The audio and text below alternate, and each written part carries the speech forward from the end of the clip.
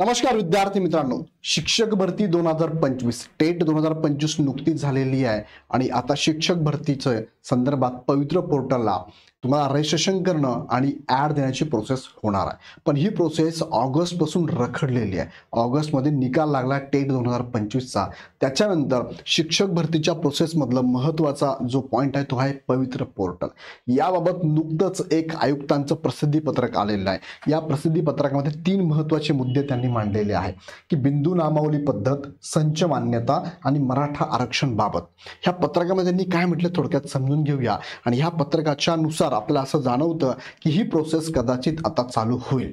बघा, हे बऱ्याच वेळेस आपण याच्यावरती प्रश्न विचारलेला आहे की पवित्र पोर्टल कधी सुरू होणार आहे। विद्यार्थी म्हणून तुम्हाला पुढची प्रोसेस जी करायची आहे, एक उमेदवार म्हणून ज्यांनी टेट 2025 दिली आहे, ज्यांचा निकाल लागलेला आहे, अशा उमेदवारांना पवित्र पोर्टलला रजिस्ट्रेशन करायचं आहे। पण रजिस्ट्रेशनची प्रोसेस अजूनही चालू झालेली नाहीये, ती होईल तेव्हा मी तुम्हाला अपडेट देतो। पण हा व्हिडिओ ज्याच्यामध्ये आपण समजून घेऊया 3 मुद्दे फक्त। ह्या 3 मुद्द्यांच्या आधारे मला मुद्दे क्लिअर सांगतो की काय असणार आहे। पण तुम्हाला सध्या अजून काहीच करायचं नाही, याबाबत काही अजून अपडेट आलेलं नाही किंवा पवित्र पोर्टलला रजिस्ट्रेशन अजून करायचं नाही। आता ही ज्या प्रोसेस आहे ह्या कुणाला करायच्या आहे तर त्या शिक्षण विभागाचे कर्मचारी अधिकारी असतील त्यांना करायच्या। तुम्हाला काय करायचं आहे का नाही, पण समजून घ्या काय करायचं आहे। ओके, नवीन प्रसिद्धी पत्रक आहे। तत्पूर्वी इग्नाइट अकॅडमीकडनं टीईटी 2025 च्या शिक्षकांसाठीच्या बॅचेस आणि विद्यार्थ्यांसाठीच्या बॅचेस आपल्याला लॉन्च झाल्या। ह्या बॅचेस तुम्ही जॉईन करू शकता, तुमच्या मित्रांनाही शेअर करू शकता। आता जाऊया मुख्य मुद्द्याकडे। तत्पूर्वी इग्नाइट अकॅडमीकडनं तुम्हाला दिवाळी निमित्त 20% ऑफर चालू आहे। ही जी ऑफर आहे ही तुम्हाला 26 ऑक्टोबर पर्यंत चालू असणार आहे। दिवाळी नावाचा कोड वापरून तुम्ही इग्नाइट अकॅडमीचे कोर्सेस घेऊ शकता। बघा, 17 तारखेचं हे परिपत्रक आले, 17 ऑक्टोबरचं म्हणजे दिवाळी पूर्वीचं हे प्रसिद्धी पत्रक आहे। दिवाळीमध्ये आपण सुट्टीवर होतो आणि त्याच्या अगोदर सुद्धा हे परिपत्रक आलेलं आहे, तुमच्या लक्षात येईल। आता यामध्ये त्यांनी कुणाला पाठवले परिपत्रक? माननीय आयुक्त महानगरपालिका सर्व, मुख्य कार्यकारी अधिकारी जिल्हा परिषदा सर्व, अध्यक्ष सचिव खाजगी शैक्षणिक संस्था सर्व, म्हणजे शिक्षक भरतीच्या प्रोसेसमध्ये जेवढे संस्था जेवढ्या सरकारी स्कूल्स येतात त्या सगळ्यांनाच त्यांनी पाठवलेलं परिपत्रक आहे। विषय काय आहे? पवित्र पोर्टल मार्फत शिक्षक पदभरतीसाठी बिंदू नामावलीच्या माहितीबाबत, म्हणजे बिंदू नामावली अपडेट करण्याबाबतचं हे परिपत्रक आहे। आणि यामध्ये त्यांनी सांगितलेले संदर्भ पण पाठीमागचे दिलेले आहेत। आता यामध्ये बघा, एक पहिला मुद्दा शिक्षक भरतीचा मुलाखतसह व मुलाखतीशिवाय होणार। आणि तुम्हाला माहितीच असेल की शिक्षक भरती ही मुलाखती शिवाय आणि मुलाखतीसह होत असते। मग त्यामध्ये त्यांनी सांगितलेला मुद्दा, यामध्ये त्यांनी ह्या नोटिफिकेशन मध्ये पण त्यांनी मांडलेला आहे तो मुद्दा थोडक्यात मी तुम्हाला सांगतो काय मुद्दा मांडलेला आहे, लक्षात घ्या। त्यांनी सांगितलं आहे की मे जून 2025 मध्ये शिक्षक अभियोग्यता ही एक्झाम झाली होती। त्याचा निकाल बघा 18 ऑगस्ट 2025 ला प्रसिद्ध करण्यात आला। आणि आता या परीक्षेतील स्थानिक स्वराज्य संस्था तसेच मुलाखतीशिवाय या निवडीचा पर्याय निवडणाऱ्या शैक्षणिक संस्थांची मुलाखतीशिवाय या प्रकारात तर शैक्षणिक संस्था मुलाखतीसह निवड प्रक्रिया असा पर्याय निवडतील त्या व्यवस्थापनांकरिता मुलाखतीसह निवड प्रक्रिया अशा पद्धतीने 2 निवड प्रकारात पदभरती गुणवत्तेनुसार कार्यवाही करण्यात येणार आहे। म्हणजेच दोन्ही याच्यामध्ये तुमची इथे पवित्र पोर्टल मार्फत निवड करण्यात येणार आहे, मुलाखतीशिवाय आणि मुलाखतीसह। मग त्यामध्ये पुढचा मुद्दा काय? संच मान्यता। यामध्ये आता बघा, ही निवड तर केली जाणार आहे, पण ही निवड करत असताना त्यांनी सांगितलेलं आहे की तुम्हाला म्हणजे ज्या शैक्षणिक संस्था आहेत, जे महानगरपालिका, नगरपालिका, झेडपी असतील, त्या सगळ्यांना काय करायचंय तर त्यांना संच मान्यता विचारात घ्यायची आहे। आता संच मान्यता का असते की ठराविक विद्यार्थ्यांमागे शिक्षक अपॉइंट केला जातो। ठराविक विद्यार्थ्यांमागे 20 विद्यार्थी असेल तर एक शिक्षक। तुम्हाला माहिती असेल संच मान्यता 24-25 लागू झालेली आहे। शिक्षक भरती 2022 चा दुसरा टप्पा जो होता त्या टप्प्याला सुद्धा संच मान्यता 24-25 लागू झालेली आहे।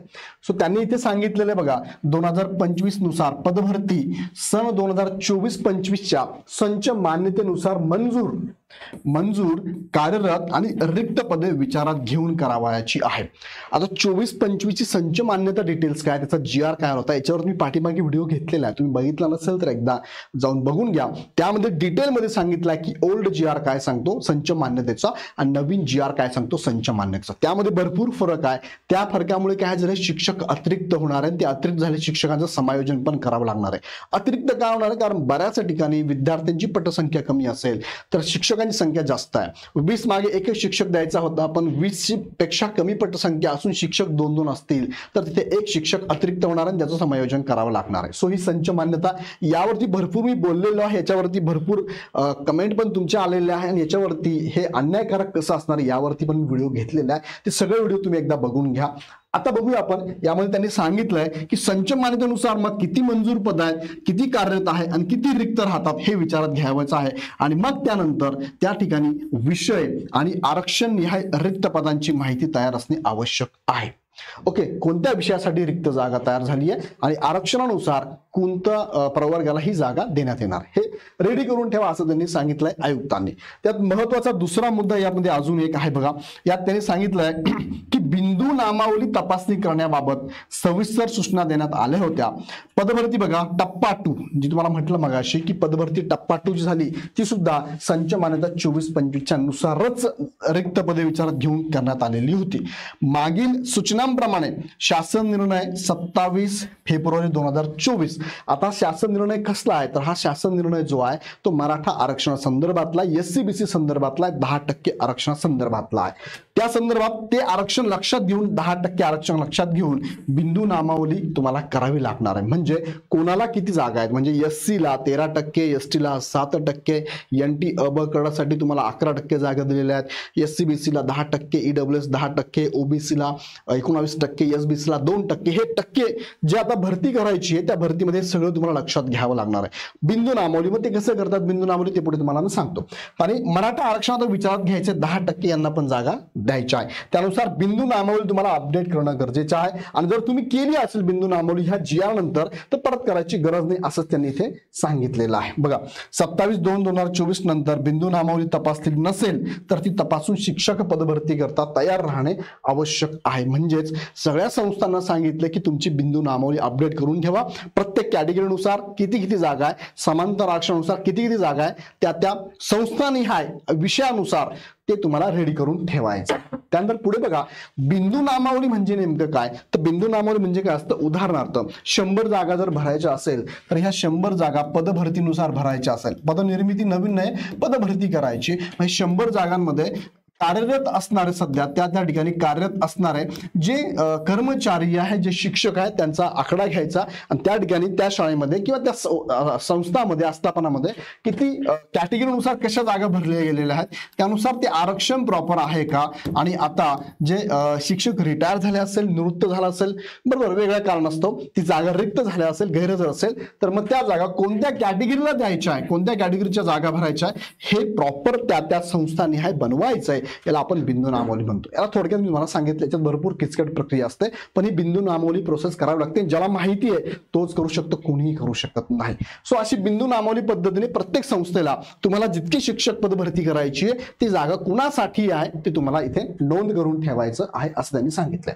त्यानंतर एक महत्वाचा मुद्दा आहे, 8 जे आदिवासी जिल्हे आहेत त्यामध्ये बिंदू नामावली कशी असावी या संदर्भातला एक GR आहे. तो GR बघा, हा GR 29/7/2025 चा GR आहे. हा GR काय सांगतो, आदिवासी बहुल संबंधित 8 जिल्ह्यातील, किती जिल्ह्यात ते 8 जिल्ह्यात, कोणते, नाशिक, धुळे, नंदुरबार, पालघर, यवतमाळ, रायगड, चंद्रपूर आणि गडचिरोली ह्या 5 जिल्ह्यांमध्ये सुधारित आरक्षण आणि बिंदू नामावली विहित करण्याबाबतचा हा GR आहे. आणि त्यानुसार सर्व प्रचलित तरतुदी विचारात घेऊन बिंदू नामावली करायची. म्हणजे कशी असते बरी, थोडक्यात बघा मी तुम्हाला हा GR पण दाखवतो. हा 29 जुलै 2025 चा GR आहे.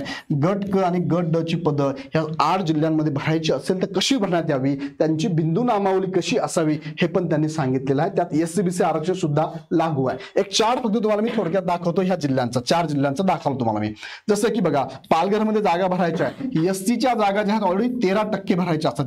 जनरल जे आरक्षण आहे ते कसं 13% आहे, एसटीला किती आहेत 7% आहेत, बरोबर आहे. एनटी अ ला 3, ब ला 2.5, क ला 3.5, ड ला 2, एसबीसी ला 2, ओबीसी ला 19, एससीबीसी 10, ईडब्ल्यूएस 10 आणि खुलाला 28 असे टोटल भरायचं असतं. म्हणजे 72% जागा आरक्षित आहे आणि ओपन साठी 28% आपला आरक्षणानुसार आहे.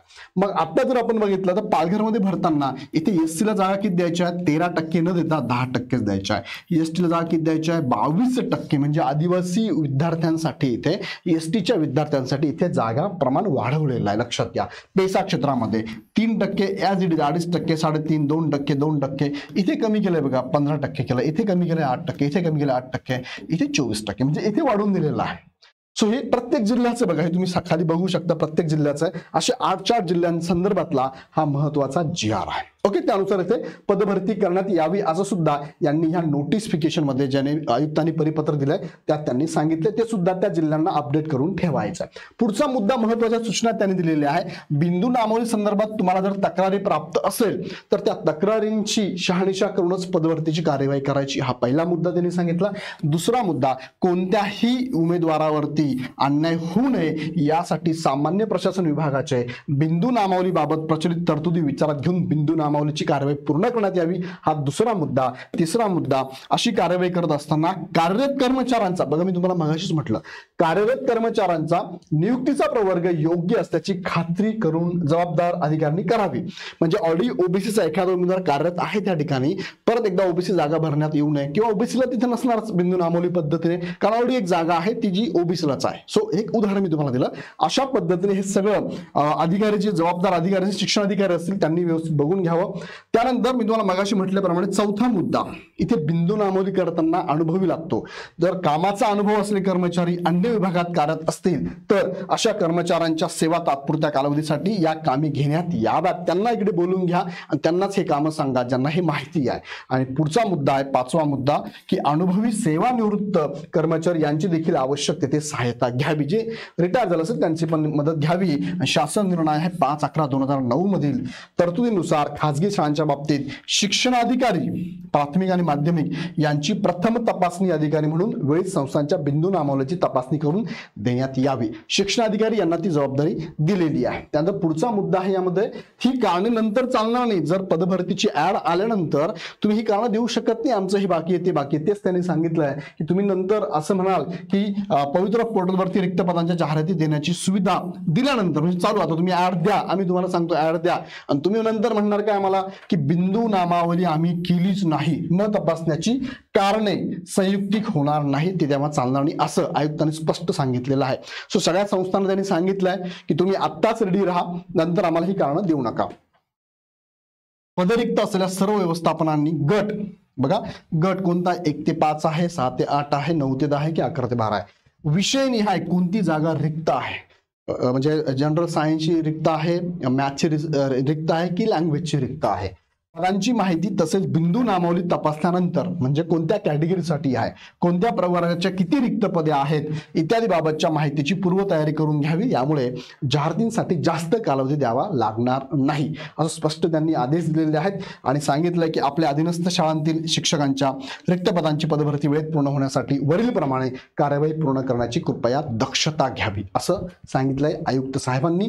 सो ही प्रोसेस लवकरच होईल अपेक्षा आहे, पण याच्यावर परत परत तोच प्रश्न आहे की पवित्र पोर्टलला हे कधी चालू होईल. सो आता हे इंटरनल जे परिपत्रक जातात ते तुम्हाला फक्त माहितीस्तव मी देत असतो, जेणेकरून तुम्हाला एक छोटंसं आयडिया येऊन जाते की ही प्रोसेस चालू आहे बाबा, याच्यावरती काम चालू आहे. सो बराच कालावधी गेला, जवळपास ऑगस्ट नंतर सप्टेंबर ऑक्टोबर 2 महिने झालेली आहे. 2 महिने उलटून गेले तरी पण अजून याबाबत काहीच अपडेट येत नव्हतं, पण आता या संदर्भात हे अपडेट यायला लागलंय. कारण आचारसंहिता लागणार आहे आणि आचारसंहितेच्या अगोदर ही प्रोसेस चालू करणं खूप गरजेचं आहे, कारण दुखावून चालणार नाही. तर ह्या मतदार राजाला दुखावून चालणार नाही, म्हणून हे लवकर देणं गरजेचंच आहे. सो बऱ्याचशा ऍड पण अजून येणं अपेक्षित आहे, त्या सुद्धा येण्याचे चान्सेस असतील आचारसंहितेच्या अगोदर. सो बघूया आपण पुढे काय होतं. ही अपडेट तुमच्यापर्यंत पोहोचवली, कशी वाटली मला कमेंटमध्ये कळवा. आवडली तर लाईक करून तुमच्या विद्यार्थी मित्रांना ग्रुपला नक्की शेअर करा. आणि अजून काही शंका असेल तर आमच्या टीमला तुम्ही कॉल करू शकता. अदरवाईज इग्नाइट अकॅडमीचे कोर्सेस दीपावली निमित्त तुम्हाला 20% ऑफर आत्ताही चालू आहे, तुम्ही हवा तो कोर्स आमच्याकडे परचेस करू शकता. पुन्हा व्हिडिओ नेक्स्ट व्हिडिओमध्ये. खूप खूप धन्यवाद.